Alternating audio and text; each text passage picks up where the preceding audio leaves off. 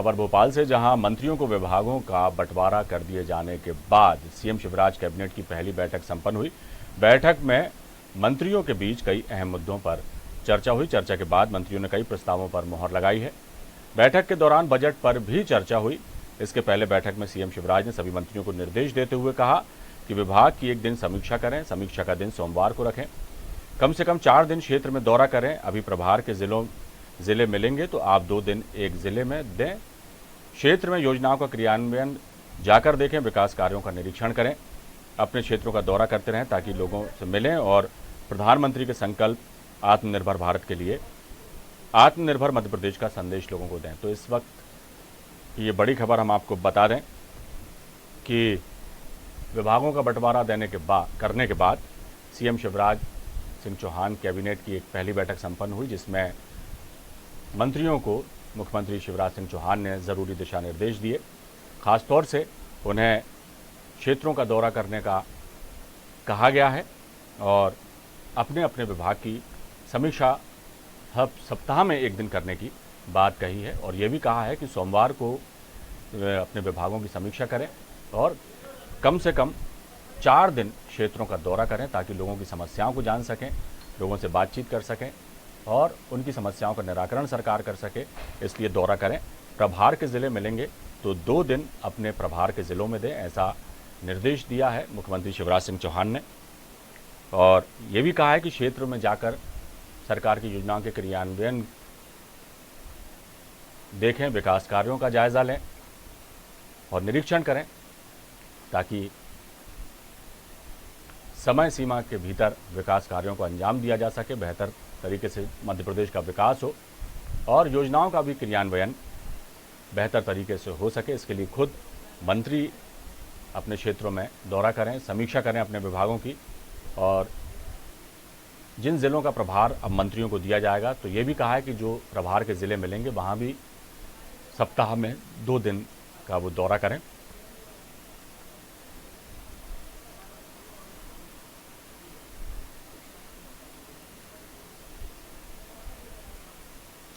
तो भोपाल में मंत्रियों को विभागों का बंटवारा कर देने के बाद सीएम शिवराज की कैबिनेट की पहली बैठक हुई।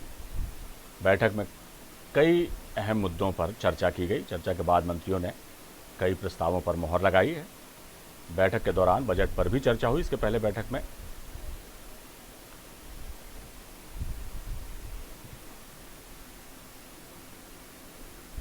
विभाग की एक दिन समीक्षा करने को कहा है मंत्रियों को।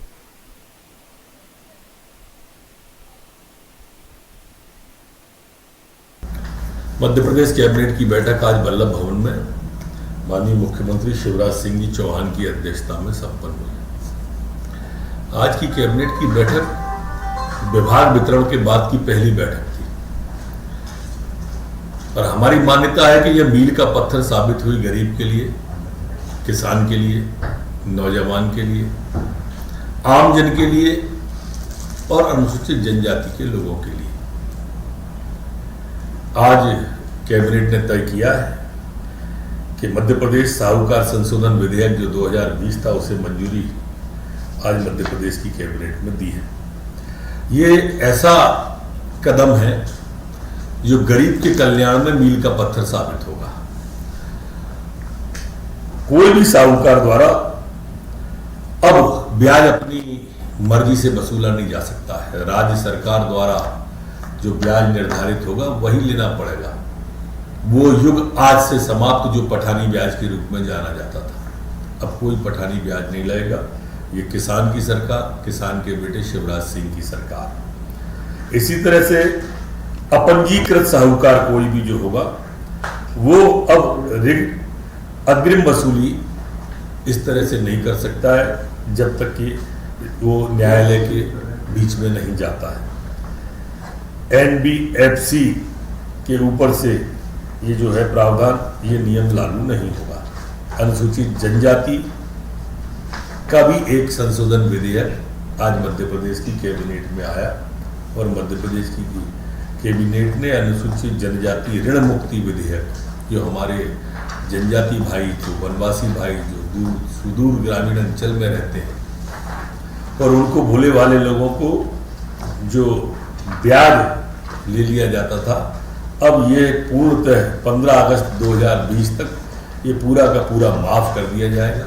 ये विधेयक दोनों ही विधानसभा में लाए जाएंगे और स्थापित किए जाएंगे, महामहिम को भी भेजे जाएंगे। इसी तरह से यह अधिनियम राज्य एवं केंद्र सरकार, बैंक, NBFC, रिजर्व बैंक द्वारा अधिसूचित वित्तीय संस्थाओं, कंपनियों, सहकारी संस्था, स्वसहायता समूह एवं मध्य प्रदेश से अनुसूचित जाति जनजाति विनियम के अधीन पंजीकृत साहूकार के द्वारा दिए गए ऋण के ऊपर लागू नहीं होगा। इस अधिनियम के प्रावधान का उल्लंघन करने पर 3 साल की सजा और 1 लाख रुपए का जुर्माना इसके ऊपर रखा गया है। इन अधिनियम के प्रावधान को कलेक्टर को क्रियान्वयन के लिए अधिकृत किया गया है। एक अन्य निर्णय में, महत्वपूर्ण निर्णय में, जो कांग्रेस की कमलनाथ सरकार ने जनता का अधिकार छीना था, एक खरीद फरोख्त के सिस्टम को बढ़ावा देने के लिए, मशीनरी का, शासकीय का दुरुपयोग करने के लिए नगर पालिका, नगर पंचायत, नगर निगम में उन्होंने जिस तरह से जो सीधा जनता का अधिकारों से उसे वंचित किया था और इनडायरेक्ट चुनाव कर दिया था, पार्षदों के द्वारा कर दिया था, जिससे वही विकृति जो कांग्रेस के द्वारा पैदा की गई है उसे बढ़ावा मिलता, उस पर लोग लगेगा। और आज कैबिनेट के अंदर ये तय किया गया है कि अब ये चुनाव, जो बदलाव कांग्रेस की सरकार ने पार्षदों के द्वारा चुनाव का किया था, अब वह सीधा जनता के द्वारा ही नगर पालिका में, नगर पंचायत में और नगर पालिकाओं में होगा। नगर सीमा वृद्धि और वार्डों की संख्या में बदलाव और परिसीमन की कार्यवाही की समावधि 2 माह के स्थान पर अब 6 माह किए जाने का भी आज कैबिनेट ने निर्णय लिया है। इसी तरह से मध्य प्रदेश सहकारी संशोधन विधेयक, इसमें भी हमारे जनप्रतिनिधि जो अलग रखे गए थे, दूर रखे गए थे, मैं नहीं कहता कि उपेक्षित रखे गए थे, पर अब विधायक और सांसद भी इसके संशोधन के बाद से, धारा 48 के संशोधन के बाद से अध्यक्ष पत्र के आज से पात्र हो जाएंगे। ये विधेयक भी विधानसभा में लाया जाएगा। 52 और 53 में जो प्रशासक नियुक्ति का अधिकार था उसमें भी संशोधन प्रभावित किया गया है। और अब इसमें 52 और 53 में रजिस्ट्रार द्वारा नियुक्त उस सोसाइटी के 3 सदस्य, रजिस्ट्रार के प्रतिनिधि और वित्त पोषक संस्थाओं के प्रतिनिधि इसके निम्नानुसार सदस्य बनाए गए हैं। धारा 49 के अनुसार शासन की किसी भी संस्था को अधिकतम 25% तक अंश पूंजी दे सकता है। इस संशोधन के अनुसार राज्य शासन को समय समय पर शासकीय अंश पूंजी की अधिकतम सीमा निर्धारित करने का अधिकार प्राप्त हो गया है। इसी तरह से मध्य प्रदेश लोक सेवा प्रदाय गारंटी अधिनियम संशोधन भी आज लाया गया है। आपके माध्यम से मैं ये भी बताना चाहूँगा कि हिंदुस्तान और शायद हो सकता है विश्व के अंदर काम को बदले गारंटी के अंदर लाने वाली ये मध्य प्रदेश की सरकार पहली सरकार थी। और माननीय शिवराज सिंह जी जब मुख्यमंत्री थे तो उनके समय में पहली बार ये लाया गया था, जिसके एवज में हमें पुरस्कार भी मिले। उसी में अब इस तरह का संशोधन किया गया है कि अब कोई भी जो समय सीमा, जितनी गारंटी में काम करने के समय सीमा है, जैसे 10 दिन है, और 10 दिन के अंदर अगर वो काम अधिकारी वो नहीं कर पाता है तो कंप्यूटर के अंदर इस तरह की व्यवस्था होगी कि उसे नामांतरण, जैसे मान लें हमने कहा कि 10 दिन के अंदर नामांतरण होगा या सीमांकन होगा या चिन्हांकन होगा, और वो 10 दिन में अंदर नहीं हुआ तो कंप्यूटर स्वयं 10 दिन के अंदर जनरेट करके उसे दे देगा। अब अधिकारी की आवश्यकता नहीं पड़ेगी, उनको तो सिर्फ उस 10 दिन का इंतजार करना होगा। और अधिकारी पर भी विभागीय कार्रवाई प्रस्तावित रहेगी कि उसने क्यों नहीं ऐसा किया है। ये इसी तरह से मध्य प्रदेश श्रम संशोधन विधेयक भी आज कैबिनेट के अंदर पास हुआ है।